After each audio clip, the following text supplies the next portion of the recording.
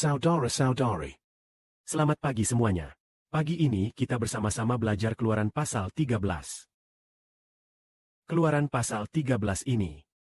Pertama-tama Allah memerintahkan, di antara orang Israel, setiap anak sulung laki-laki dan setiap hewan jantan sulung adalah milik Tuhan. Mengapa anak sulung itu milik Tuhan? Ada beberapa alasan. Salah satu alasannya adalah karena Allah menganggap anak sulung itu yang terbaik. Olsi babaitu, anak sulung harus dipersembahkan kepada Allah. Alasan lainnya adalah karena Allah di Mesir telah membunuh anak-anak sulung bangsa Mesir. Tetapi menyelamatkan anak-anak sulung Israel. Mengapa ia menyelamatkan anak-anak sulung Israel? Karena Allah ingin mempertahankan anak-anak sulung Israel supaya dipersembahkan kepadanya. Jadi, maka anak sulung itulah yang dipersembahkan kepada Tuhan. Ini memiliki makna simbolis dan nubuatan yang indah. Artinya, di masa depan, dalam bangsa Israel yang akan datang, setiap anak sulung dari setiap keluarga harus dipersembahkan kepada Tuhan.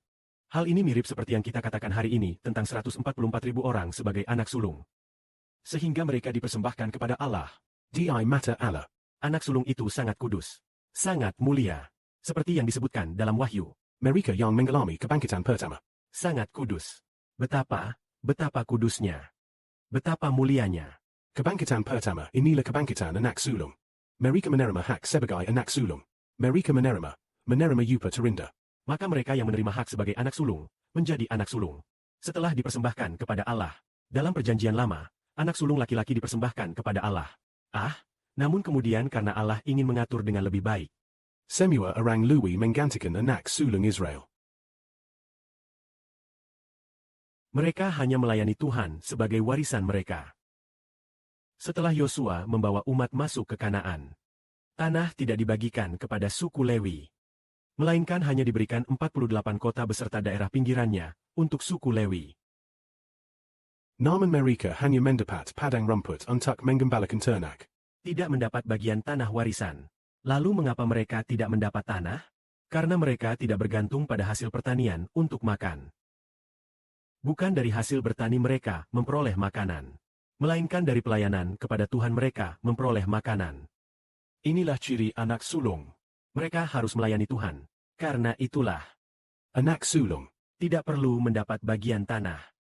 Sebab Tuhanlah warisan mereka. Tetapi orang Israel yang bukan anak sulung. Mereka mendapat tanah. Setiap orang mendapat bagian tanah. Lalu mereka mengolah tanah mereka sendiri. Saudara-saudari, menurut kalian manakah yang lebih baik? Melayani Tuhan atau bekerja di ladang? Saudara-saudari percaya, pekerjaan melayani Tuhan jauh lebih baik. Karena dapat berdekatan dengan Allah yang kudus. Jiwa mereka juga dapat bertumbuh.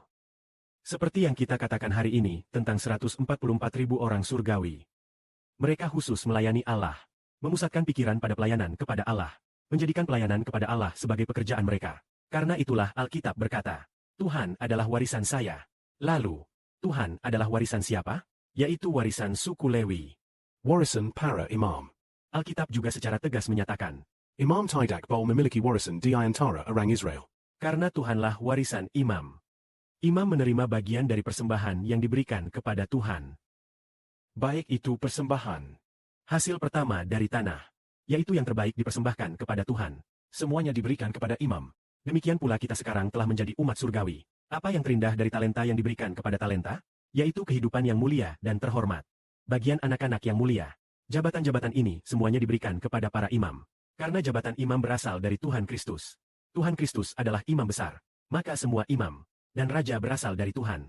Segala sesuatu yang diberikan kepada Tuhan Kristus. Maka segala sesuatu yang milik Tuhan, milik anak-anak surgawi, semuanya turut mendapat bagian. Kemuliaan bagi Bapa di surga dan Tuhan. Amin.